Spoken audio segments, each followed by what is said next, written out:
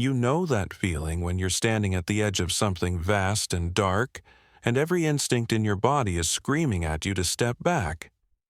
That's what I felt the first time I looked at the sonar image of the SSN 703 Avernus, lying broken on the Pacific floor, 9,000 feet below the surface where sunlight has never reached. My name is Chief Diver Marcus Hale, and I've spent 17 years in Navy dive operations. I've pulled bodies from sunken vessels, recovered black boxes from crash sites, and worked salvage operations in conditions that would make most people quit on the spot. I've seen things down there in the deep that I still can't fully explain. Shadows that move against the current. Sounds that shouldn't exist where sound barely travels. But nothing, and I mean nothing, prepared me for what we found inside the Avernus.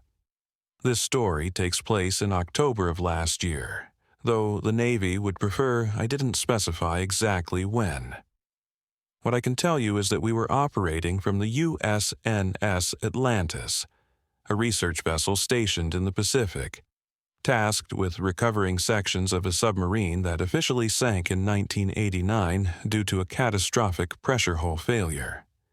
The Avernus went down with all hands, 47 souls, in waters so deep that recovery was deemed impossible at the time. But technology advances, and so do the Navy's priorities, especially when a submarine carries classified equipment that certain foreign powers would pay handsomely to examine. I was below deck, checking my equipment for the 100th time, when Lieutenant Commander Evelyn Rourke called the briefing. Rourke was the kind of officer who'd worked her way up through the ranks the hard way, someone who'd seen enough to know that the ocean doesn't care about your rank or your orders. She had this way of looking at you that made you feel like she was calculating your reliability down to the decimal point. "Listen up," she began, her voice cutting through the low hum of the ship's engines. "We've got confirmation from the ROV team. The Avernus is in worse shape than we thought. Hull's crushed in multiple sections, but there's a compartment, aft of the reactor room, that appears to be intact. That's our primary target." I studied the grainy images on the screen behind her. The submarine looked like something from a nightmare, twisted metal jutting at wrong angles, covered in decades of marine growth. But there, in the stern section, was what looked like an air pocket, a dark space where the cameras couldn't penetrate. "Chief Hale," Rourke said, and I felt the attention of the room shift to me. "You and Morales will make the first dive tomorrow at 0600. We need you to attach recovery cables to these marked sections." She pointed to the screen. "Standard deep dive protocol, but I want you sharp down there. The structural integrity is questionable at best." Sam Morales, sitting beside me, shifted in his seat. This was his first operation this deep, and I could see the mixture of excitement and fear in his eyes. Kid was 27, came from a family of fishermen, and had something to prove. I'd been mentoring him for the past 8 months, and he was good, careful with his equipment and quick to learn. But being good at 200 feet doesn't always translate to being good at 9,000. "Any questions?" Rourke asked. I should have asked then. Should have questioned why a compartment at that depth, under that much pressure, could possibly remain intact. Should have asked about the crew, about what they went through in those final moments. But I didn't.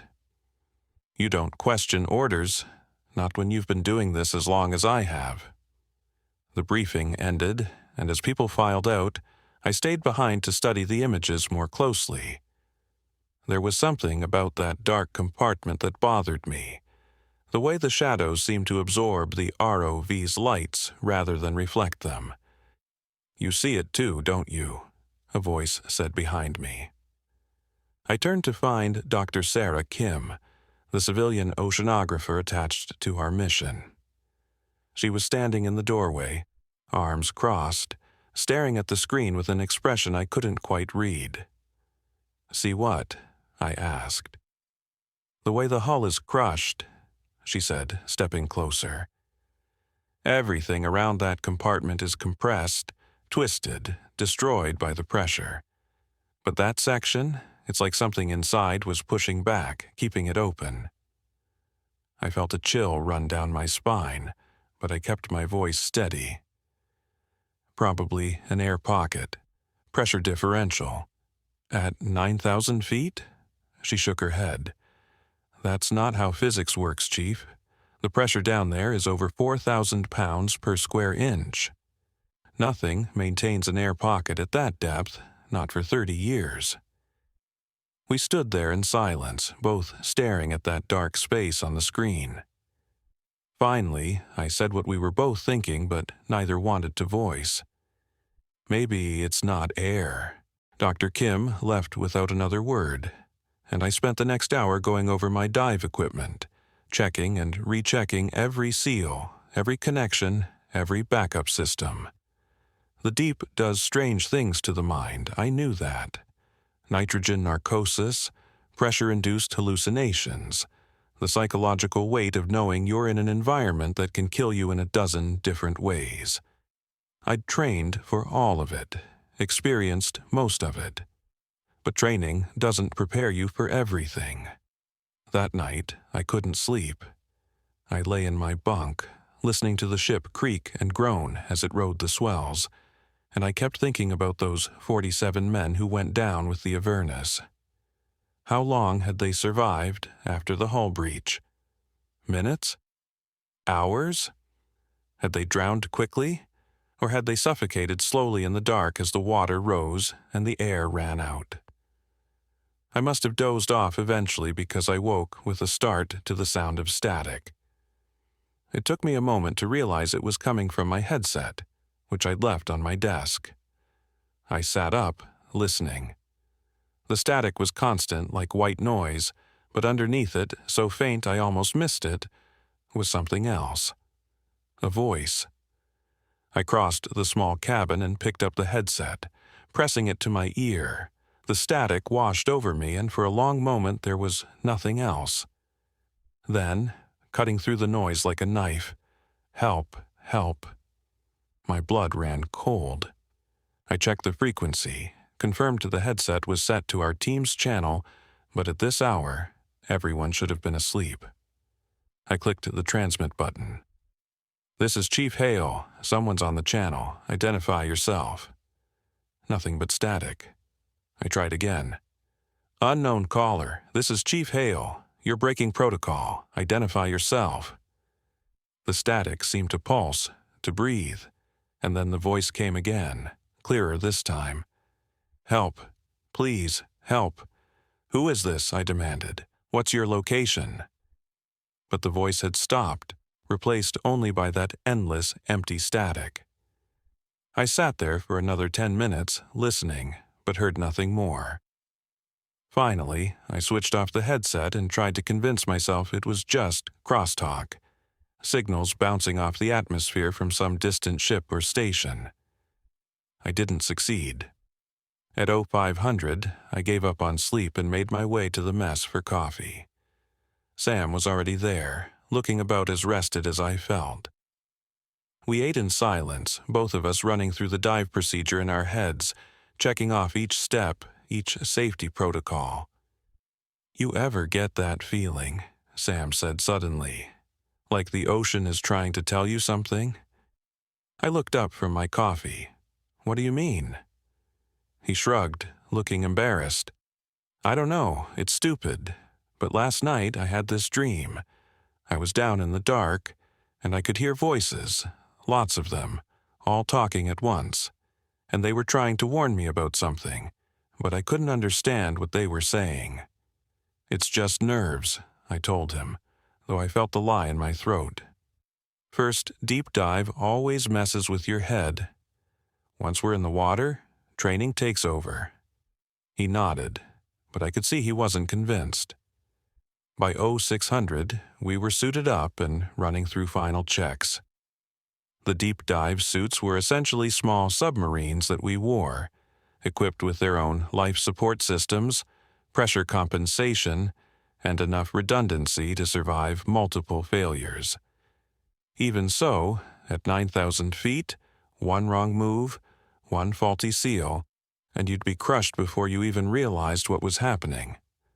Rourke was on deck, overseeing the operation with the same careful intensity she brought to everything.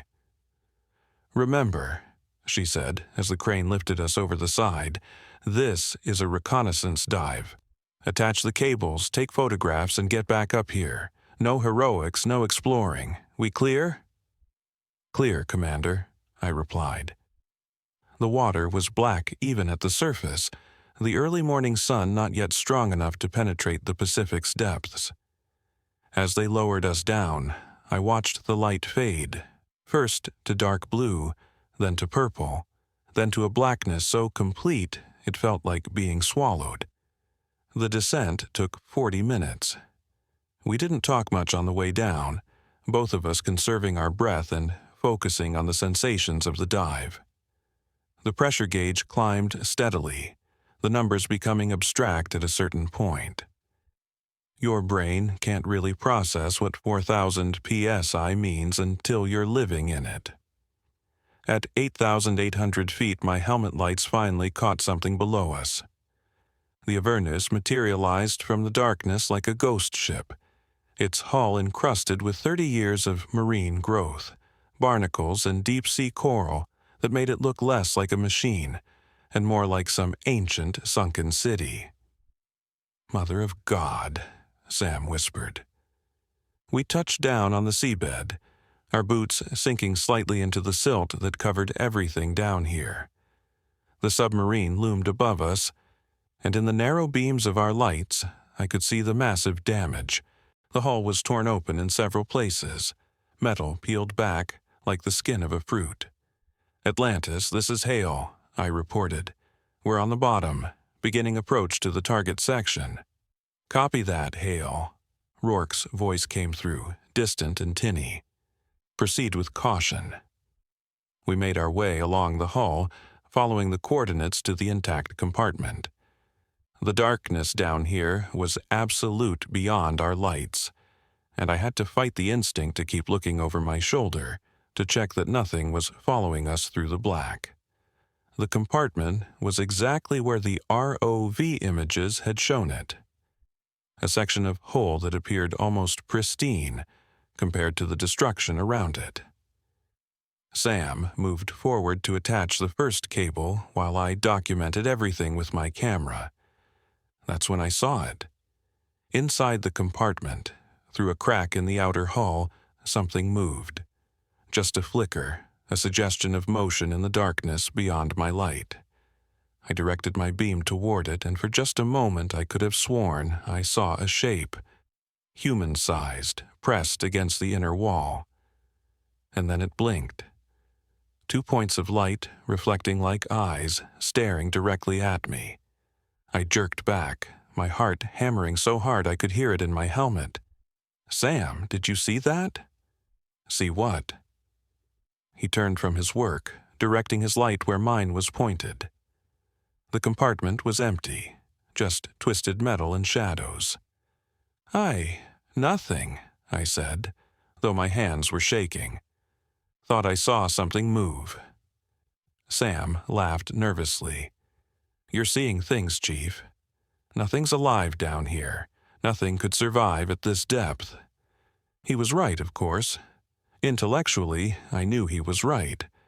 But that didn't change what I'd seen or thought I'd seen. Those 2 points of light, staring at me from the dark. We finished attaching the cables and were preparing to ascend when my helmet radio crackled to life. Not Rourke's voice, not anyone from the Atlantis. Just static, that same pulsing, breathing static I'd heard in my cabin. And underneath it, so faint I might have imagined it. Stay.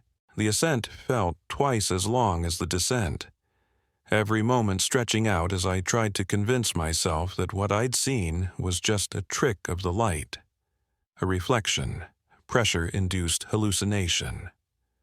Sam was quiet beside me, and I wondered if he was running through the same rationalizations in his head.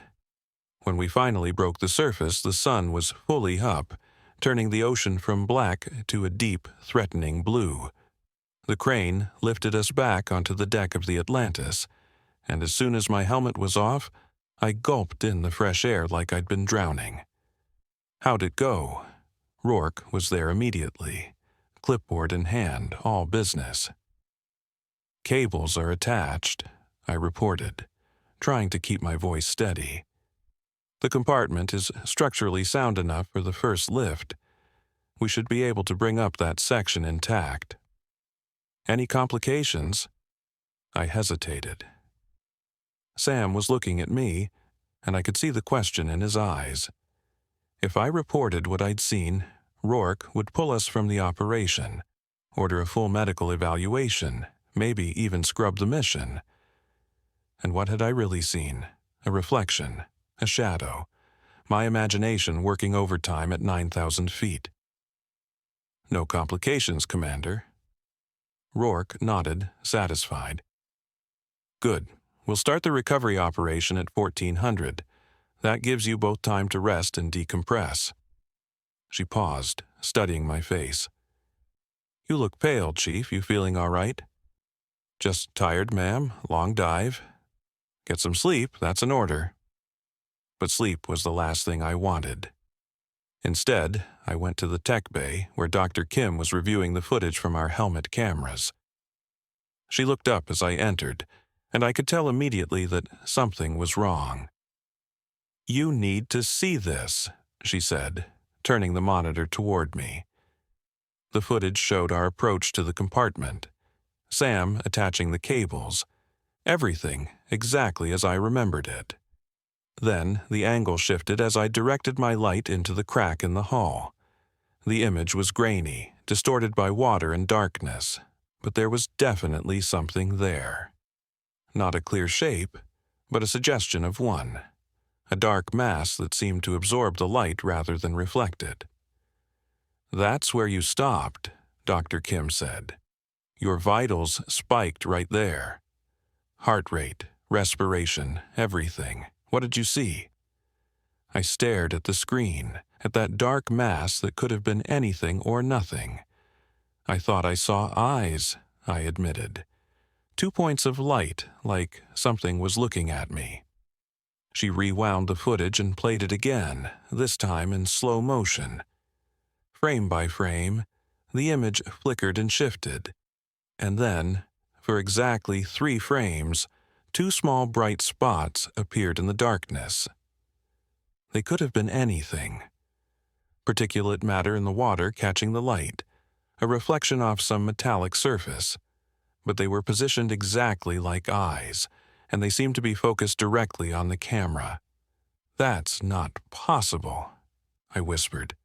No, Dr. Kim agreed, it's not. We sat in silence, both staring at those 3 frames. Finally, she spoke again, her voice barely above a whisper. Chief, I need to tell you something. Something I probably should have mentioned before, but the Navy classified it above my pay grade. She glanced toward the door, as if checking that no one was listening. The Avernus didn't just sink because of a hull failure. According to the original investigation, the crew sent out a distress signal 47 minutes after the initial breach. 47 minutes, Chief. At the depth they went down, the pressure should have killed them instantly. My skin prickled. What did the distress signal say? She pulled up another file on her computer, this one marked with multiple classification warnings. The transmission was badly degraded, but they recovered enough to get a few phrases. Most of it was standard Mayday protocol, position, situation, that sort of thing. But at the end, the radio operator said something strange. She clicked play, and through heavy static, a terrified voice filled the small room. Please, God, help us. It came from the ballast tanks. It's not human. It's mimicking. It's mimicking the captain's voice. Oh, God, it's opening. The transmission ended in a burst of static so loud I flinched. That was the last anyone heard from the Avernus. Dr. Kim said quietly. The Navy concluded that the crew was suffering from oxygen deprivation, hallucinating in their final moments. The official report says that the distress call was made automatically by a backup system, and that the crew was already dead. But you don't believe that. I don't know what I believe, she admitted. But I know that something down there survived in conditions that should have been instantly fatal. And whatever made those sounds you heard on your dive, whatever caused those reflections in your footage, Chief, I don't think we're alone down there. Before I could respond, the intercom crackled to life. All personnel, this is Commander Rourke. We're moving up the recovery timeline. The weather's turning, and we need to get that section up before the seas get too rough. Dive team, report to the staging area immediately. Dr. Kim and I exchanged a look. You have to tell her, she said. Tell her what? That I saw something that might have been eyes? That a civilian oceanographer thinks there's something alive in a submarine that's been underwater for 30 years. I shook my head. She'd scrubbed the mission, and we'd never know what's really down there. Maybe that's a good thing. I didn't answer. Instead, I headed to the staging area where Sam was already suiting up again, his face showing the same exhaustion I felt. You're never supposed to make 2 deep dives in one day. The risk of decompression sickness, of accumulated nitrogen in your blood, increases exponentially. But the Navy had its timeline, and we had our orders. You ready for this? Sam asked as I started checking my equipment. Ready as I'll ever be. Chief? He hesitated, choosing his words carefully. Down there, when you saw whatever you saw, did it feel like it was watching you? Like it knew you were there? I stopped, my hands frozen on a strap. Yeah, I said quietly. Yeah, it did. He nodded slowly, as if I'd confirmed something he'd already suspected. I've been having dreams about this place, he said. Even before we got here, before we even knew about this mission. In the dreams, I'm underwater, and there's something down there with me. Something that wants to show me things, terrible things. And it keeps saying, he swallowed hard. It keeps saying, help me, over and over, help me. The words hit me like a physical blow. The voice I'd heard on my headset, the same phrase. Help me. Sam, listen to me, I said, gripping his shoulder. Whatever's down there, we're not engaging with it. We attach the lift harnesses to that compartment and we get back up here. That's it. No investigating, no exploring. We stick together and we follow protocol. Understand? Understood. But even as I said it, I knew it was a lie. Whatever was down there in the Avernus, it had already engaged with us. It had been calling to us, reaching out through the static and the dreams, drawing us down into the dark. The second descent was worse than the first. The water seemed darker somehow, more oppressive, and the weight of it pressed down on me like a physical thing. Sam was quiet on the way down, and I could hear his breathing, quick and shallow, over the comm. Calm down, I told him. Control your breathing, you're using too much air. Sorry, Chief, I can't shake this feeling. What feeling? Like we're not supposed to be here, like we're trespassing on something's grave. He wasn't wrong. 47 men had died down here, their bodies still entombed somewhere in the wreckage. We were disturbing their rest, pulling apart their final resting place for the sake of classified equipment and national security.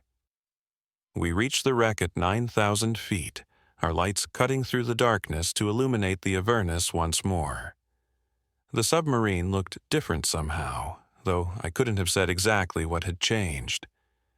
Maybe it was just my imagination, but the shadows seemed deeper, the angles more wrong, the sense of wrongness more pronounced. Atlantis, this is Hale. We're on site. Beginning attachment of the lift harnesses. "Copy that, Hale." Rourke's voice crackled back. "Stay sharp down there. We're reading some unusual readings on the sonar." "What kind of readings?" "We're not sure. Could be whale song bouncing off the thermals, or just keep your eyes open." That wasn't reassuring. Sam moved toward the compartment to attach the first harness, and I followed, keeping my light trained on his position. The work was methodical, mechanical, something I'd done 100 times before, but this time my hands were shaking, and I kept catching myself looking over my shoulder into the darkness beyond our lights. That's when I heard it. A clicking sound, rhythmic and deliberate, coming from somewhere in the wreckage. Not the random settling of metal or the ambient noises of the deep. This was purposeful, almost like Morse code, Sam said, stopping his work. "Chief, is that Morse code?" We both fell silent, listening. The clicks came in patterns, long and short, echoing through the water in the hull. I'd learned Morse in basic training, though I'd never had to use it in the field. But as I listened, the pattern resolved itself into letters, into a word, S-T-A-Y. "Stay." "We need to go," Sam said, his voice tight with panic. "Right now, Chief, we need to go." "Calm down," I said, though my own heart was racing. "It's just the metal settling. The thermal contraction at this depth can create sounds that seem like—" "That's not thermal contraction," Sam shouted. "You know it's not. Something's down here with us. Something's trying to warn us." He was right. God help me, he was right. But we were 2/3 done with the harness installation. And if we surfaced now without completing the job, Rourke would just send us back down again. Better to finish it and get out. 5 more minutes, I said. We finish this and then we surface, but we do it calmly, by the numbers. Panic kills down here. Sam nodded, though I could see the fear in his eyes through his helmet visor.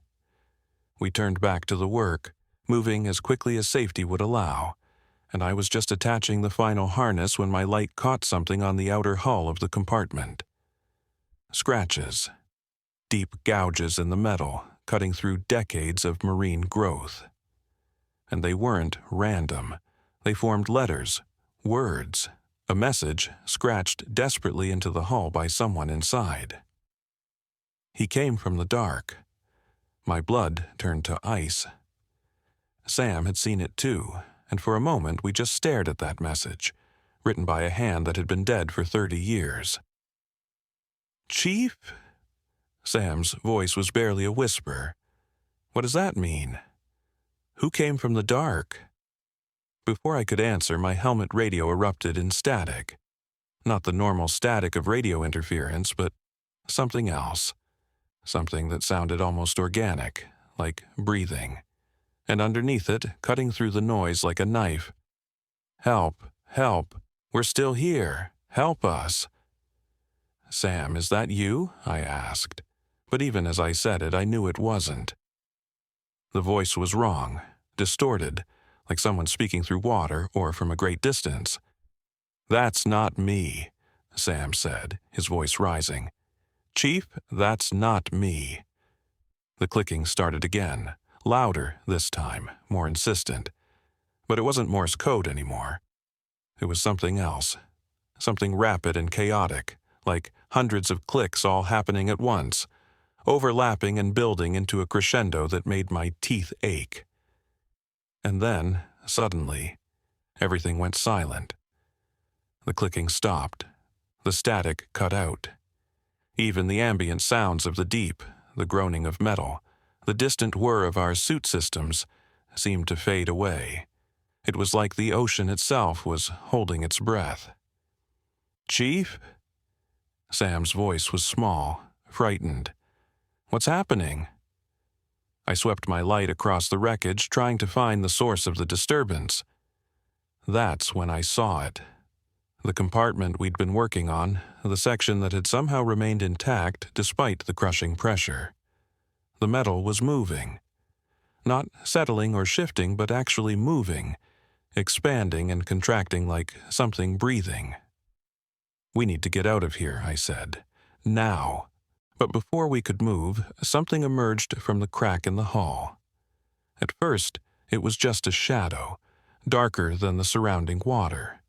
Then it took shape, becoming more defined, more solid. It was roughly human-sized, but the proportions were wrong.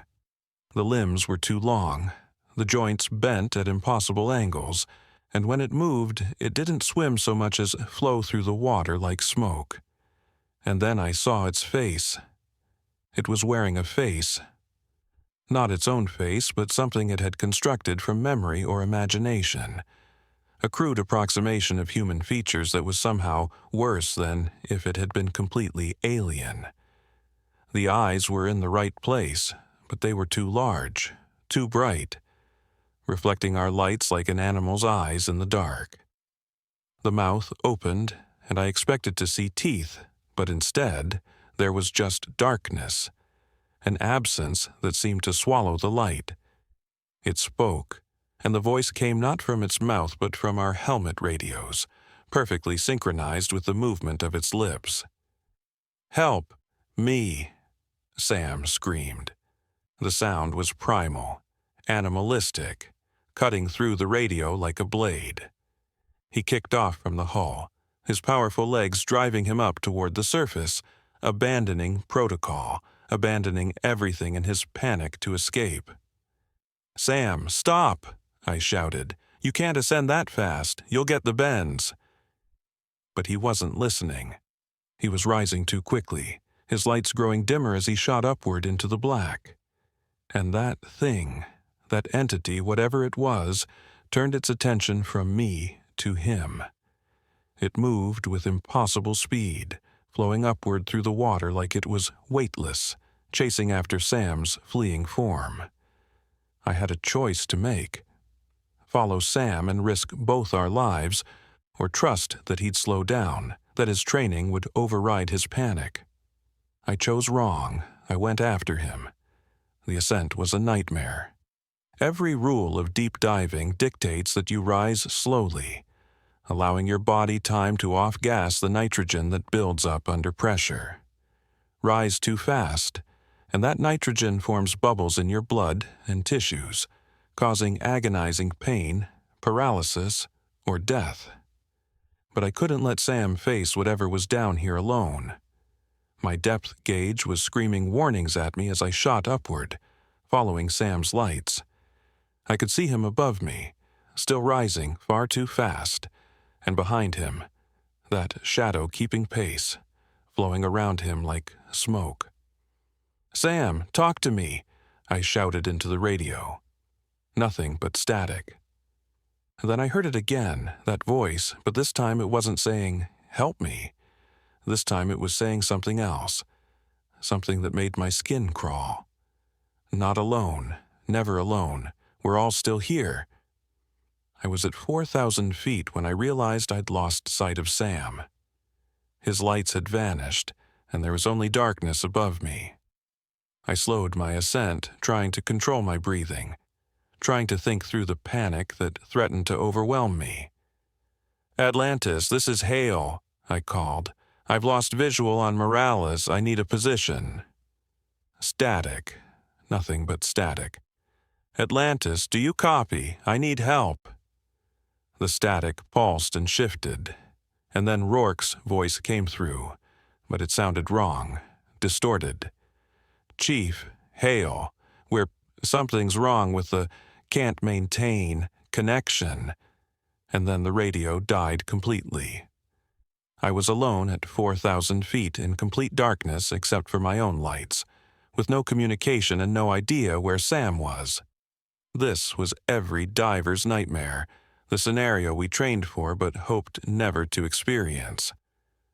I forced myself to slow down, to think rationally. Sam would have continued upward. If I kept ascending at a safe rate, I'd eventually reach him, or he'd reach the surface and send help. I just had to stay calm, follow procedure, and something grabbed my ankle. I looked down and saw it there, that thing from the wreck. But it had changed. Its face was different now, more defined, more human. And with a jolt of horror that nearly stopped my heart, I realized whose face it was wearing. Sam's face. It was wearing Sam's face. Its mouth moved, and Sam's voice came through the radio, perfectly replicated. "Chief, help me. I'm trapped. The pressure is crushing me. Please, you have to help me." But Sam's lights were above me. Sam was ascending. This thing, this entity, was using his voice, his face, trying to trick me into going back down, into following it, into the depths. "You're not Sam," I said, though my voice shook. The thing's smile widened. Sam's smile stretched too far, revealing something dark and infinite behind it. "No," it said. And now the voice was different, multi-layered, as if dozens of people were speaking at once. "We're not Sam, but Sam is with us now. Sam is one of us. Like the 47 before him, like you will be." It pulled at my ankle, trying to drag me down, and I kicked out frantically, my boot connecting with something that felt both solid and liquid at the same time. The thing released me, and I kicked upward with everything I had, ascending faster than I should, but no longer caring about the nitrogen or the bends or any of it. I just had to reach the surface, had to reach the light. I was at 2,000 feet when the pain started. It felt like someone was driving nails into my joints, my elbows, my knees, my shoulders. Decompression sickness, the bends, nitrogen bubbles forming in my tissues and expanding. But I couldn't stop. If I stopped, that thing would catch me. At 1,000 feet, I finally saw light above me. Real light, sunlight penetrating the water. I'd never been so grateful to see it in my life. I pushed through the pain, forcing my body upward, and burst through the surface gasping and crying. The Atlantis was right there, and hands were reaching down, pulling me up, voices shouting questions I couldn't process. They got me onto the deck, and as they removed my helmet, the first thing I said was, "Where's Sam?" Did Sam make it up? The look on Rourke's face told me everything I needed to know before she said the words. "We found his suit," she said quietly, "floating at about 50 feet, empty. They wanted to scrub the mission. After what happened to Sam, after my incoherent babbling about things in the dark and faces that weren't faces, Rourke wanted to pull the plug on the entire operation. But I knew we couldn't. Whatever was down there, whatever had taken Sam, it wasn't going to stay down there. It had already reached up once.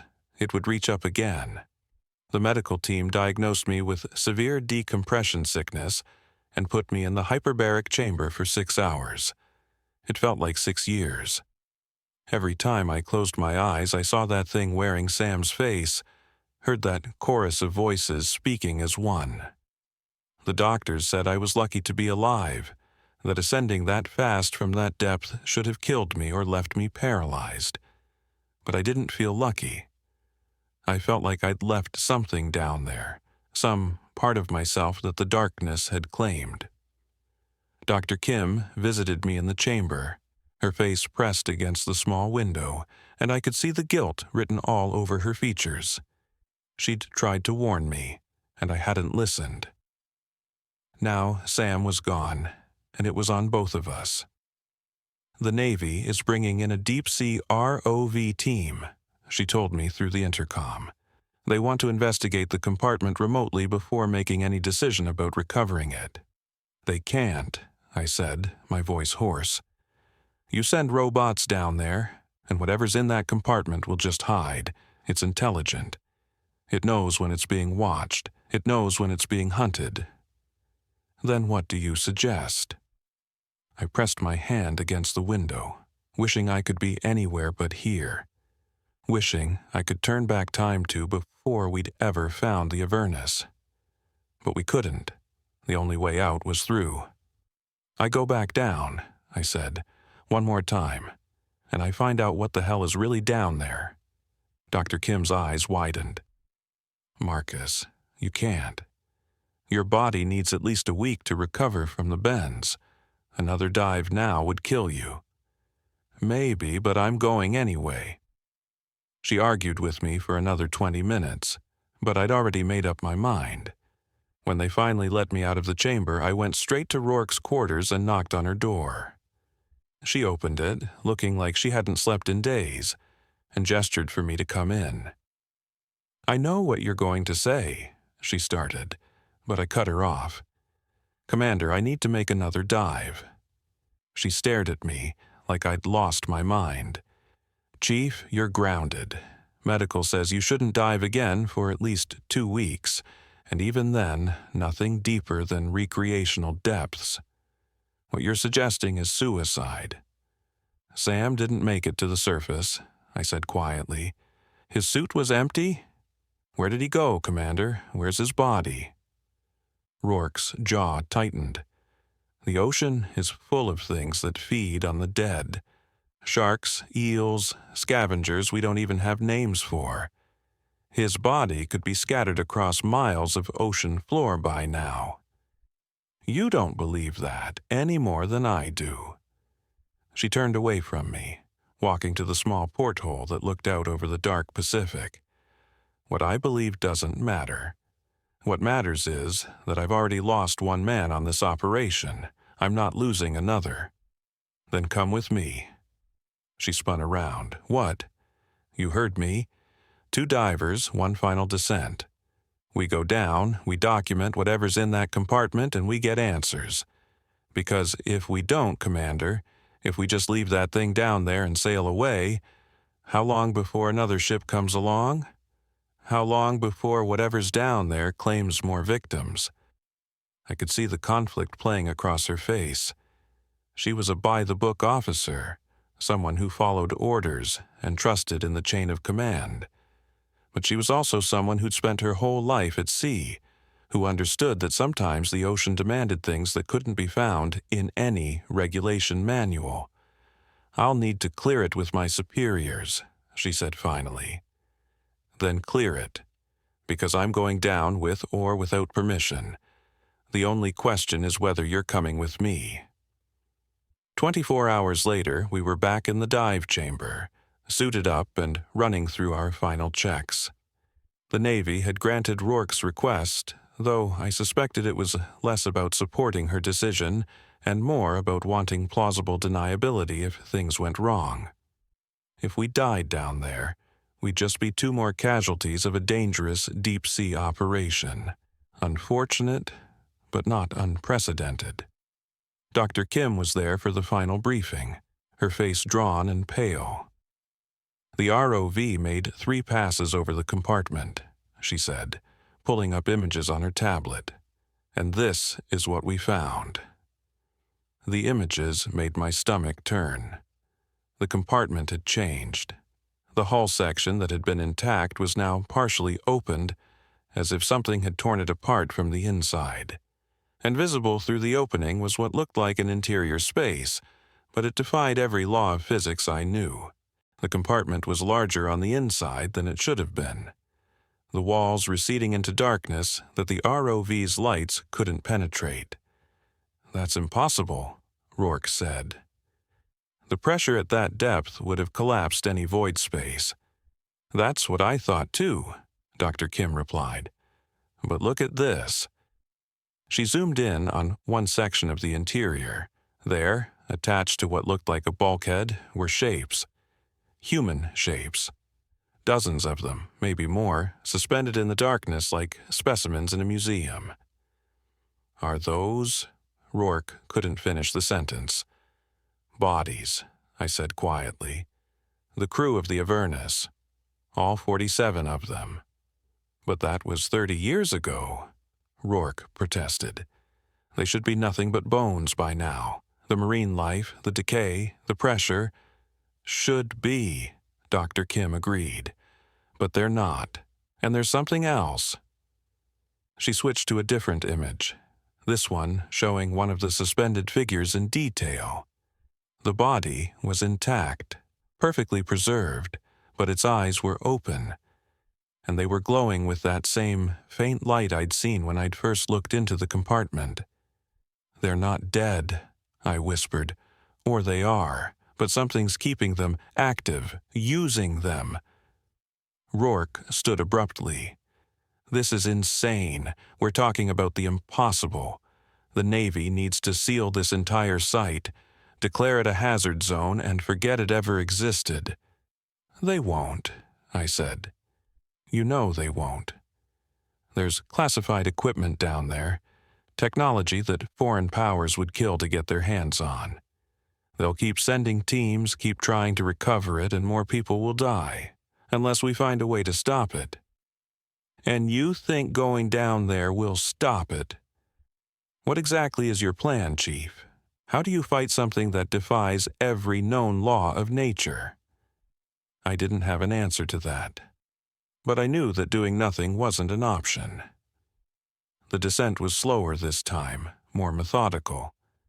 Rourke was a good diver, experienced and calm under pressure, but I could see the tension in her posture as we sank into the darkness.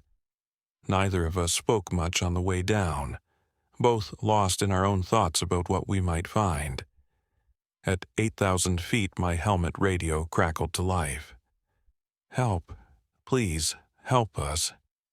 I'd been expecting it, but it still sent chills down my spine. Rourke heard it too, and I saw her hand move to her radio controls, trying to find the source of the transmission. "Don't bother," I told her. "It's not coming from any normal frequency, it's coming from them." "How is that possible?" "I don't know. Maybe they're still wearing their communication gear. Maybe the thing that has them is using their equipment to call out. Or maybe—" I hesitated. "Maybe some part of them is still conscious, still aware, trapped in there and crying for help." Rourke's breathing became faster, more panicked, and I reached out to touch her arm. "Stay calm, Commander. Focus on the dive. We can't help them if we lose it now." We reached the wreck at 9,000 feet, and I immediately knew something was wrong. The submarine had changed position. It was no longer lying on its side, but had somehow rolled upright, as if it had been deliberately positioned. And the compartment, the one we'd come to investigate, was now facing us directly, the torn opening like a mouth waiting to swallow us whole. "This isn't right," Rourke said, her voice tight. "Chief, we need to abort." "Look at the lift cables," I said, pointing to where we'd attached them during our previous dives. They were still in place, still secured, but now they were taut, as if something was pulling on them from inside the compartment. If we leave now, whatever's in there might use those cables to climb up to the Atlantis. You can't be serious. Commander, look at the cables. Something's already trying to get out. She followed my light and saw what I saw. The cables were vibrating, moving in a way that had nothing to do with current or drift. Something was pulling on them, testing them, preparing to climb. "We cut those cable," I said, "and then we seal that compartment permanently. That's the only way to contain this." We approached the compartment slowly, and as we got closer, I could see more details through the opening. The interior was indeed larger than it should have been, the walls receding into impossible distances, and everywhere, suspended from the ceiling and walls by something that looked like organic webbing, were the bodies of the crew. They were all wearing their uniforms, perfectly preserved, and their eyes were all open, all glowing with that eerie light. As we watched, one of them moved, its head turning slowly to track our approach. Then another moved, and another, until all 47 of them were staring at us with those glowing eyes.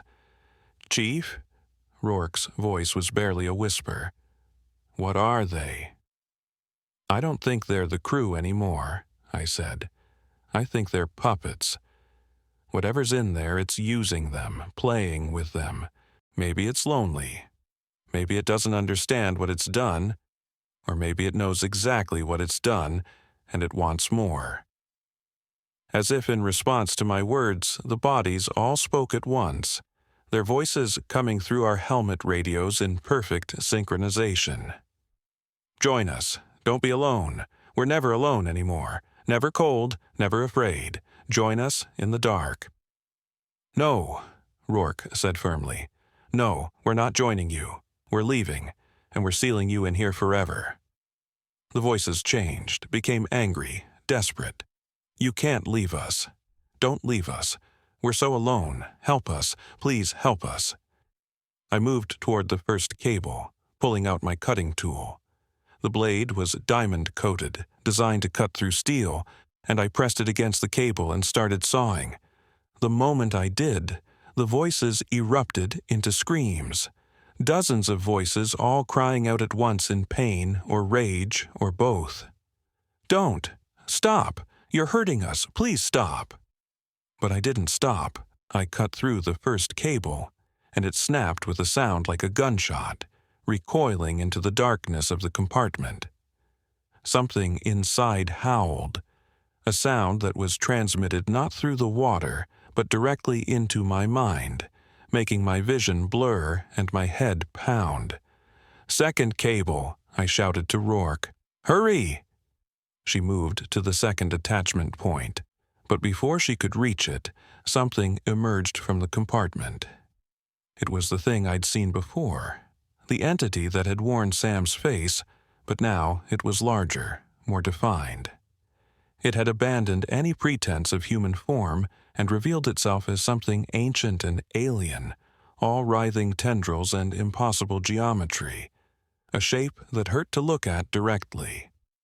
It flowed toward Rourke with terrifying speed, and I kicked off from the hull to intercept it. My hand found the emergency flare on my belt, a last resort signaling device that burned at over 2,000 degrees, even underwater. I pulled the trigger, and brilliant red light erupted in the darkness, causing the entity to recoil as if in pain. "Cut the cable!" I screamed at Rourke. She didn't hesitate. Her blade bit into the steel, and even over the roar of the flare and the screaming in my head, I heard the cable snap. Only one left, and the entity was recovering from the flare, flowing around it, coming for both of us now. We reached the final cable together, both of us sawing at it with our cutting tools. The entity wrapped around us, and I could feel it probing at my suit, looking for weaknesses, trying to find a way inside. The pressure was incredible, like being squeezed in a vice, and I could hear Rourke crying out in pain as it constricted around her. The cable snapped. Immediately, the entity released us and retreated back toward the compartment. We watched as it flowed back inside, and the torn opening began to seal itself, metal flowing like liquid, repairing the breach that had let us see inside. But before it closed completely, I saw something that made my blood run cold. In the back of that impossible space, suspended higher than all the others, was a new figure. Fresh, recent, Sam. His eyes were open, glowing with that same terrible light, and his mouth moved, forming words I couldn't hear but could clearly read on his lips. "Help me." The opening sealed shut with a grinding sound that echoed through the water. The compartment was intact again, dark and silent, holding its terrible secrets inside.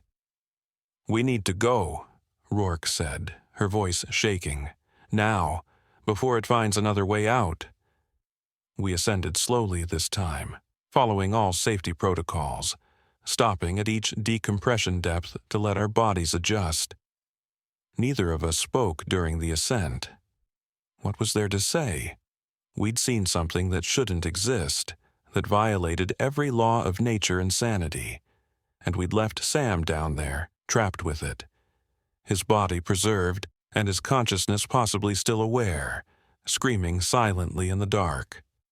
When we finally reached the surface, the sun was setting, turning the Pacific into a sea of blood.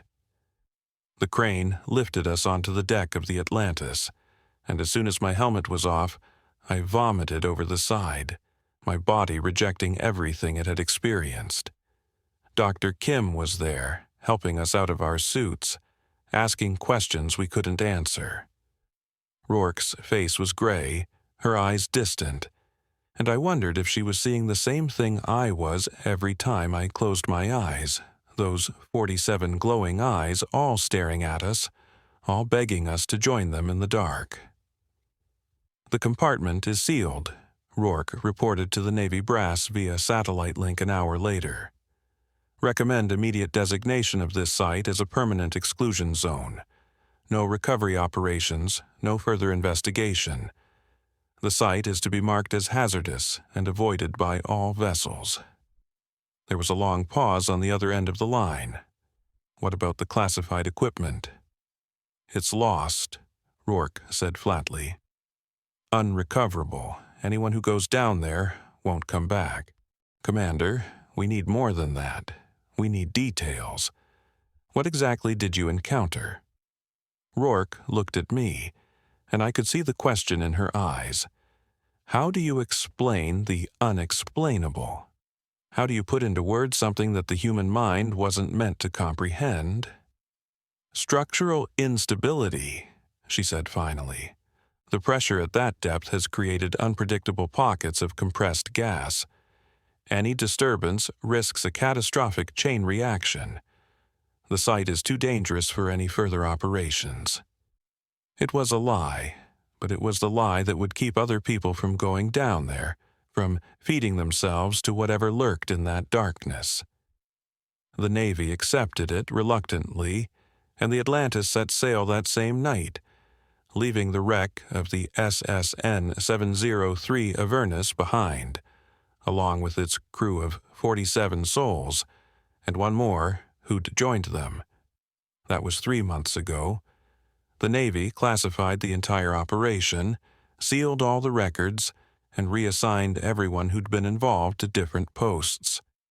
Rourke retired early, citing medical reasons. Dr. Kim transferred to a research station in Antarctica, as far from the ocean as she could get. And me? I'm still diving, still going down into the dark, though never as deep as I went that day. My superiors think I'm fine, that I've processed the trauma and moved on. But they're wrong. Because I still hear it sometimes, late at night when the ship is quiet and I'm alone in my bunk. Static on the radio, pulsing like breathing. And underneath it, calling out across impossible distances, dozens of voices speaking as one. "Help us. Please help us. We're so alone down here. Don't leave us in the dark. Come back. Join us. We're waiting for you." And the worst part, the thing that keeps me awake night after night, is that part of me wants to answer. Part of me wants to go back down there, to dive into that darkness one final time, to finally understand what that thing is and what it wants. But I won't. I can't. Because if I go back down there, I know I won't come back up. I'll end up like Sam, like those 47 crew members, suspended in that impossible space, my eyes glowing in the dark, my voice joining the chorus that calls out to the next unsuspecting diver who ventures too deep into the Pacific's blackest depths. The Navy officially lists the SSN 703 Avernus as lost with all hands, location classified. They've marked the area as a navigation hazard, warned commercial vessels to avoid it. But the ocean is vast, and accidents happen. Ships go off course, equipment malfunctions. Curious salvage operators ignore warnings for the promise of a big score. And when they do, when someone else ventures down to 9,000 feet and finds that sealed compartment waiting in the dark, I wonder what they'll see. I wonder whose face the entity will wear when it emerges from the shadows. Will it be Sam's face, One of the original crew? Or will it be mine? My features twisted into that terrible approximation of humanity, my voice calling out through the static. Sometimes I dream about it. In the dreams, I'm back at the wreck, but this time I'm not in a dive suit. I'm just floating there in the crushing darkness, and I can breathe somehow, and the entity is there with me. It doesn't attack, it just watches, waiting. And in those dreams, the 47 crew members of the Avernus speak to me, their voices gentle, almost kind. You understand now, don't you? You've seen what we've seen. You know what we know. The darkness isn't empty, Marcus, it's full of things that were never meant to surface, things that live in the spaces between pressure and void, that exist in the physics we don't understand, and the biology we can't explain. It didn't come from space, they tell me. It came from the deep, from the Hadal zones where the pressure is so great that matter itself begins to break down, where the laws of nature are suggestions rather than rules, where things can survive that shouldn't be able to survive, where consciousness can exist without form, where intent can manifest without body. It's lonely, they whisper, so very lonely. It's been alone for millions of years, trapped at the bottom of the ocean, with nothing but the darkness and the pressure and the cold. And when we came down in our submarine, when our hull breached and the water came rushing in, it finally had a chance. It finally had something to connect with. Us. It doesn't want to hurt anyone, they insist. It just doesn't want to be alone anymore. Can you blame it? Haven't you felt lonely, Marcus? Haven't you felt that desperate need for connection? For someone to understand you, to be with you in the dark? And the terrible thing is, I understand. In those dreams, I understand completely. I feel sorry for it, this ancient alien thing that just wants companionship, that has found a way to preserve the crew of the Avernus so they can keep it company in the endless dark. But then I wake up, and I remember Sam's face as the compartment sealed shut, his eyes glowing, his lips forming those two words, "Help me." And I know that whatever that entity is, whatever it wants, it's not companionship, it's possession, it's consumption. It's the slow, eternal dissolution of self into something other, something that wears you like a mask and speaks with your voice but isn't you anymore. The Navy thinks the threat is contained. They think that by sealing the site and staying away, they've solved the problem. But I know better, because the thing in the Avernus isn't confined to that compartment. It's spreading. Slowly, incrementally, but spreading nonetheless. I've seen the reports, though I'm not supposed to have access to them. Other ships passing over that area have reported strange sonar contacts, brief glimpses of something large moving at depths that should be empty. Fishing vessels have pulled up nets that contain fish that shouldn't exist. Creatures mutated and changed in ways that make no sense. And the dreams are getting worse, more vivid, more real. Last night, I woke up with my hands wrapped around my radio, and there was a voice coming through it, Sam's voice, calling my name. The radio wasn't even turned on. I should report it, should tell someone what's happening, but who would believe me? And what would they do, even if they did? Send another team down there? Sacrifice more lives to this thing that feeds on isolation and fear? No. The only solution is to forget, to move on, to accept that there are some mysteries that humanity isn't meant to solve, some depths we're not meant to plumb, some darkness we're not meant to shine a light into. But I can't forget. Every time I close my eyes, I'm back there, floating at 9,000 feet, staring into that impossible compartment, watching those 47 crew members and Sam, and wondering how long it'll be before I join them. The ocean covers 70% of our planet, and we've explored less than 5% of it. We know more about the surface of Mars than we do about our own deep sea, and maybe that's for the best.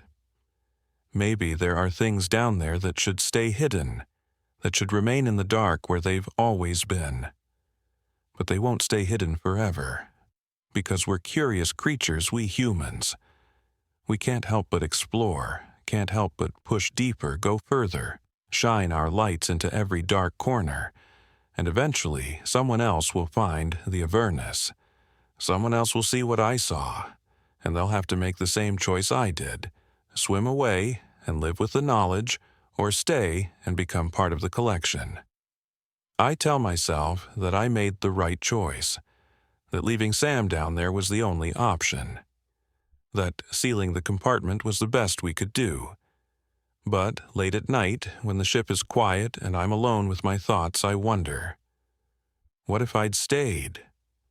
What if I'd tried to cut him free? Would I have saved him? Or would I have just joined him in that terrible eternity? I'll never know, and that's the hardest part.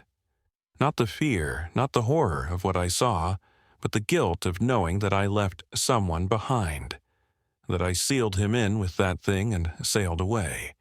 The Navy offered me a commendation for my service on the Avernus operation. I turned it down. There's nothing commendable about what we did. We didn't save anyone. We just contained a threat that we don't understand and hoped it would stay contained. But hope isn't a strategy, and the ocean is patient. It can wait. It's been waiting for billions of years, and it will wait billions more. And eventually, inevitably, someone will disturb what sleeps in the Hadal depths. Someone will venture too deep, stay too long, and wake something that should have remained asleep. I just hope I'm not around when that happens, because if I am, if I hear that call again, that chorus of voices begging for help and companionship and connection, I don't know if I'll be strong enough to resist. I don't know if I'll be able to turn away, to swim back to the surface and the light and leave them alone in the dark. We all have our breaking point, and I'm terrified that I'm getting close to mine. So, if you're reading this, if you're someone who works in deep-sea operations or marine salvage, or any field that might take you down into the Hadal zones, take my advice. Don't go looking for the Avernus. Don't investigate anomalies at 9,000 feet. Don't answer voices that call to you through the static. And if you do find yourself down there, at the bottom of the ocean, where the pressure would crush a human body in an instant, and you see a compartment that shouldn't exist, a space that's larger on the inside than it should be, with glowing eyes staring out from the darkness within, just swim away. Don't look back. Don't try to help. Don't try to understand. Just swim away and pray that it doesn't follow you to the surface, because it's still down there, waiting, watching, growing stronger, and someday it won't be content to wait anymore.